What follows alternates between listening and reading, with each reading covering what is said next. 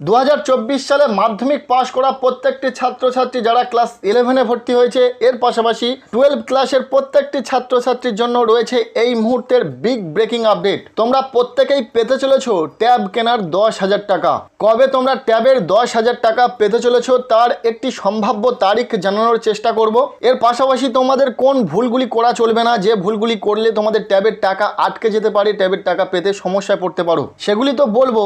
তাই তোমরা যারা এই চ্যানেলে নতুন রয়েছে অবশ্যই চ্যানেলটিকে সাবস্ক্রাইব করে রাখো এবং ভিডিওটি বন্ধুদের মাঝে প্রচুর শেয়ার করে দাও। তোমরা ইতিমধ্যে এটা হয়তো জেনে গেছো 2024 সালে তোমরা যারা মাধ্যমিক পাশ করে ক্লাস 11-এ ভর্তি হয়েছো, এর পাশাপাশি যারা ক্লাস 12-এও ভর্তি হয়েছো, তোমরা দুটি ক্লাসের ছাত্রছাত্রীরাই এবছর ট্যাবের 10,000 টাকা করে পেতে চলেছো। তরুণের স্বপ্ন প্রকল্পের মাধ্যমে মুখ্যমন্ত্রী মমতা বন্দ্যোপাধ্যায় প্রত্যেকটি দ্বাদশ শ্রেণীর ছাত্রছাত্রীদেরকে বিগত বছরগুলিতে এই ট্যাবের জন্য 10,000 টাকা করে দিয়ে আসছে। কিন্তু 2024 সালে দ্বাদশ শ্রেণীর পাশাপাশি একাদশ শ্রেণীর ছাত্রছাত্রীদেরকে ওই ট্যাবের 10,000 টাকা করে দেওয়ার সিদ্ধান্ত হয়েছে এবং আগামী বছরগুলিতে সমস্ত একাদশ শ্রেণীর ছাত্রছাত্রীরাই এই ট্যাবের 10,000 টাকা করে পাবে। সো এই 2024 সালে দ্বাদশ এবং একাদশ শ্রেণীর ছাত্রছাত্রীরা প্রত্যেকেই যেহেতু ট্যাবের 10,000 টাকা করে পাবে, তাই প্রত্যেকটি ছাত্রছাত্রী ভীষণ উদ্গ্রীব। তারা এটা জানার চেষ্টা করছে কবে তারা ট্যাবের 10,000 টাকা করে পাবে। প্রত্যেকটি ছাত্রছাত্রীদেরকে ট্যাবের 10,000 টাকা পাওয়ার জন্য স্কুল থেকে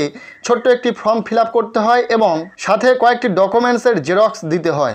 সো বেশিরভাগ স্কুল ইতিমধ্যে দ্বাদশ শ্রেণীর ছাত্রছাত্রীদেরকে এই ট্যাবের 10,000 টাকার জন্য ফর্ম ফিল আপ কমপ্লিট করে ফেলেছে এবং খুব শীঘ্রই তারা সমস্ত তথ্য পাঠিয়ে দেবে স্কুল শিক্ষা দপ্তর বা হায়ার এডুকেশন ডিপার্টমেন্টের। তারপরেই প্রত্যেকটি ছাত্রছাত্রীর টাকা পেয়ে যাবে। ইতিমধ্যে যেটা জানা যাচ্ছে যে যেহেতু দ্বাদশ শ্রেণীর ছাত্রছাত্রীদের ট্যাব পাওয়ার জন্য ফর্ম ফিল আপ কমপ্লিট হয়েছে, সো প্রত্যেকটি দ্বাদশ শ্রেণীর ট্যাবের টাকা পেতে চলেছে এই মাসেই, অর্থাৎ এই জুন মাসেই কিন্তু তোমাদের ট্যাবের টাকা তোমাদের অ্যাকাউন্টে আসতে চলেছে। ক্লাস 12-এর সকল ছাত্রছাত্রীদেরকে জানানো যাচ্ছে যে এই জুন মাসের মধ্যেই তোমরা ট্যাবের টাকা পেতে পারো, অথবা জুলাই মাসের 15 তারিখের মধ্যে তোমরা ট্যাবের টাকা পেয়ে যাবে, এমনটা সম্ভাবনা রয়েছে। এটা গেল দ্বাদশ শ্রেণীর ছাত্রছাত্রীদের বিষয়। এবার আসি একাদশ শ্রেণীর ছাত্রছাত্রীদের বিষয়ে। যারা ক্লাস 10 পাস করার পর ক্লাস 11-এ ভর্তি হয়েছে, তোমরাও যেহেতু এই ট্যাবের 10,000 টাকা পাবে, সো তোমরা একটু দেরিতে টাকা পাবে, কেননা তোমাদের এখনো পর্যন্ত ক্লাস 11-এর যে রেজিস্ট্রেশন প্রক্রিয়া সেটা কিন্তু কমপ্লিট হয়নি। এই জুন মাসের মধ্যেই তোমাদের প্রত্যেকের রেজিস্ট্রেশন প্রক্রিয়া কমপ্লিট হয়ে যাবে এবং তারপরেই তোমাদের ট্যাবের টাকা পাওয়ার জন্য একটি ফর্ম ফিল আপ করানো হবে স্কুল থেকে এবং ফর্ম ফিল আপের পরেই তোমরা কিন্তু ট্যাবের টাকা পাবে। সো একাদশ শ্রেণীর ছাত্রছাত্রীদেরকে এই ট্যাবের টাকা পেতে একটু তো দেরি হবে, তবে খুব বেশি দেরি হবে না। পুজোর আগে বা পুজোর পরেই তোমরা কিন্তু এই ট্যাবের 10,000 টাকা পেয়ে যাবে।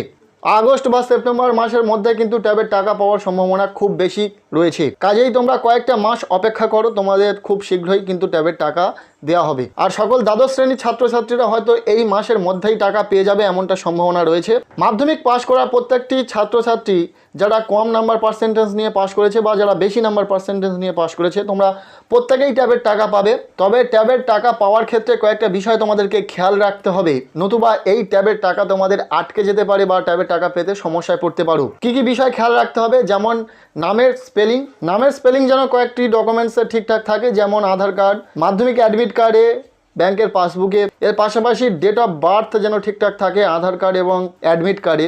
এরপর সবচেয়ে গুরুত্বপূর্ণ যে বিষয়টি রয়েছে, যেটার প্রশ্ন তোমরা অনেকেই করো, যে স্টুডেন্টের ব্যাংক অ্যাকাউন্ট ডিটেলস দিতে হবে নাকি পেরেন্টসের ব্যাংক অ্যাকাউন্ট ডিটেলস দিলেই হবে? দেখো, এই ট্যাবের টাকা পাওয়ার ক্ষেত্রে স্টুডেন্টের অ্যাকাউন্টের ডিটেলস দিতে হবে। অনেকে বাবা অথবা মায়ের অ্যাকাউন্ট ডিটেলস দেওয়ার চেষ্টা করে, কিন্তু দিলে হবে না, শুধুমাত্র স্টুডেন্টের অ্যাকাউন্ট ডিটেলস দিতেই হবে। আর একটা কথা, যে ব্যাংকের অ্যাকাউন্ট ডিটেলস দেবে সেই ব্যাংকের আইএফএসসি কোড এবং অ্যাকাউন্ট নম্বর ঠিকঠাক দেওয়ার চেষ্টা করবে এবং ব্যাংক অ্যাকাউন্টটি যেন সচল অবস্থায় থাকে। বহুদিন লেনদেন হয়নি এমন অ্যাকাউন্ট দেবে না। ব্যাংক অ্যাকাউন্টটি ঠিকঠাক সচল অবস্থায় রয়েছে কিনা, খোলা রয়েছে কিনা সেটা দেখে তারপরে কিন্তু অ্যাকাউন্ট ডিটেলস দেবে। এই কয়েকটি বিষয় মাথায় রাখলে এই ট্যাবের টাকা পাওয়ার ক্ষেত্রে তোমাদের সমস্যা না হওয়ার সম্ভাবনা খুব বেশি রয়েছে। সো আজকের এই ভিডিওটি এখানেই শেষ করছি। কেমন লাগলো ভিডিওটি কমেন্টের মাধ্যমে জানাও। ভিডিওটি ভালো লেগে থাকলে লাইক করো এবং ভিডিওটি বন্ধুদের সাথে প্রচুর শেয়ার করে দাও।